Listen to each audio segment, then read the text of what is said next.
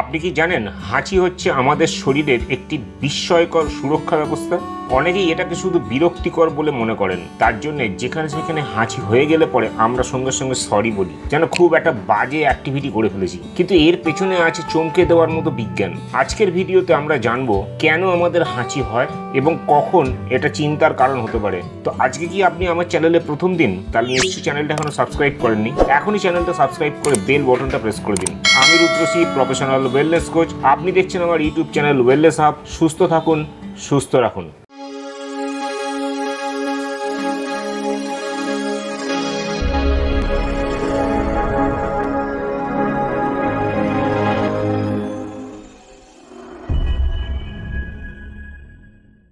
হাঁচি বা স্নিজিং হলো নাক এবং মুখ দিয়ে হঠাৎ এবং জোরে বাতাস বের করে দেওয়া। এটি শরীরের স্বাভাবিক প্রতিফলন বা নাকের পথ থেকে জ্বালা পোড়া এবং ক্ষতিকর কণা পরিষ্কার করে দেওয়া। হাঁচি হলো নাকের জ্বালা পোড়ার ফলে সৃষ্ট একটি প্রতিবর্তী ক্রিয়া। এটি পরাগ বা ধুলোর মতো অ্যালার্জেন পরিষ্কার করার জন্য জোর করে বাতাস বের করে দেয়। এটি শ্বাসযন্ত্রের জন্য সংক্রমণ, অ্যালার্জি বা ধোঁয়ার মতো জ্বালা পোড়ার সংকেত দিতে পারে। রোগ নির্ণয়ের মধ্যে রয়েছে অ্যান্টিহিস্টামাইন থেকে শুরু করে সাইনোসাইটিস বা নাকের পলিপের মতো অবস্থার চিকিৎসা পর্যন্ত লক্ষণ এবং ইতিহাস মূল্যায়ন করা। এবার আমরা জেনে নেব হাঁচি কি কি কারণে হতে পারে। প্রথমত অ্যালার্জি। যদি ফুলের পড়া, পোষ্য প্রাণীর পশম বা ধুলোর মতো জিনিস আমাদের নাকে প্রবেশ করে তাহলে হাঁচি হতে পারে। ভাইরাসজনিত সর্দি কাশি বা ফ্লু হাঁচির কারণ হতে পারে। তীব্র গন্ধ বা মশালাও হাঁচির কারণ হতে পারে। কিছু মানুষ হঠাৎ উজ্জ্বল আলোর সংস্পর্শে এলে হাঁচি দেয়। এছাড়া উষ্ণ স্থান থেকে ঠান্ডা স্থানে যাওয়ার ফলেও হাঁচি হতে পারে। তাহলে হাঁচি কি উপকারী নাকি ক্ষতিকর? হাঁচি হলো একটি প্রাকৃতিক প্রতিচ্ছবি যা নাক থেকে জ্বালা পোড়া দূর করে। এটি সাধারণত উপকারী, তবে ঘন ঘন বা ক্রমাগত হলে অ্যালার্জি বা সংক্রমণ নির্দেশ করতে পারে।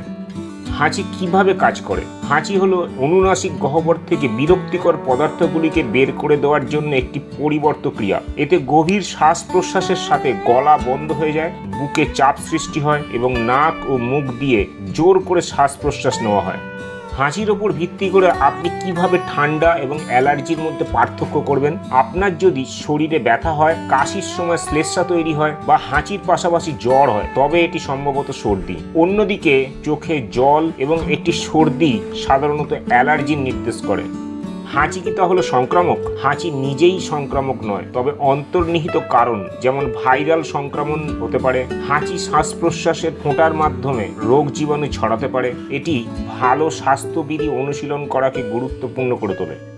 আমরা তাহলে কিভাবে হাঁচির ফ্রিকোয়েন্সি কমাতে পারি? হাঁচি কমাতে পরিচিত অ্যালার্জেন এবং বিরক্তিকর উপাদানগুলি শনাক্ত করতে এবং এড়াতে আপনার থাকার জায়গা পরিষ্কার রাখুন, এয়ার পিউরিফায়ার ব্যবহার করুন, হাইড্রেট থাকুন এবং হেলথ প্রফেশনালদের দ্বারা সুপারিশ করা অ্যান্টিহিস্টামিন বা অন্যান্য ওষুধ ব্যবহার করার কথা বিবেচনা করুন। ঘন ঘন যদি হাঁচি হয় তাহলে কি ডাক্তার দেখাতে হবে?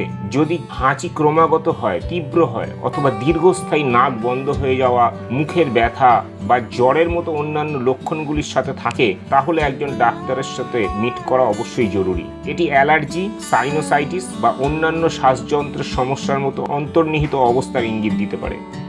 কোনো নির্দিষ্ট ঋতুতে কি বেশি হাঁচি হওয়া স্বাভাবিক? হ্যাঁ, যেমন বসন্তকাল। বছরের এই নির্দিষ্ট সময় যখন পরাগ মাত্রা বেশি থাকে তখন হাঁচি বাড়তে পারে, যার ফলে আক্রান্ত ব্যক্তিদের মধ্যে ঘন ঘন হাঁচি হয়। তাহলে আশা করি এতক্ষণে আপনাদের কাছে পরিষ্কার হয়ে গেছে হাঁচি কেন হয়, এটা হওয়া ভালো না খারাপ, কেন খারাপ বা কেন ভালো, এই সব কিছুই আজকের ভিডিও থেকে আশা করি আপনারা জানতে পেরেছেন। আমি রুদ্রশ্রী, প্রফেশনাল ওয়েলনেস কোচ। বিগত 14 বছর ধরে শুধুমাত্র জীবনধারা পরিবর্তনের মাধ্যমে কি করে সুস্থ থাকতে হয় সেটা শিখিয়ে আসছি। আপনি কি আমার সঙ্গে মিট করতে ইন্টারেস্টেড? তাহলে এখনই নিচে ডেসক্রিপশনে গিয়ে পার্সোনাল হেলথ ইভ্যালুয়েশন লিঙ্কে ক্লিক করে আপনি আমার অ্যাপয়েন্টমেন্ট বুক করতে পারেন, অনলাইন আর অফলাইনে। আজকের ভিডিওটা যদি আপনাদের ইনফরমেটিভ মনে হয় তাহলে অবশ্যই একটা লাইক দিয়ে দেবেন, অন্যদের সঙ্গে একটু বেশি বেশি করে শেয়ার করে দেবেন। আর এই চ্যানেলে আপনি যদি প্রথম দিন হন তাহলে চ্যানেলটা সাবস্ক্রাইব করে বেল বাটনটা প্রেস করে দেবেন।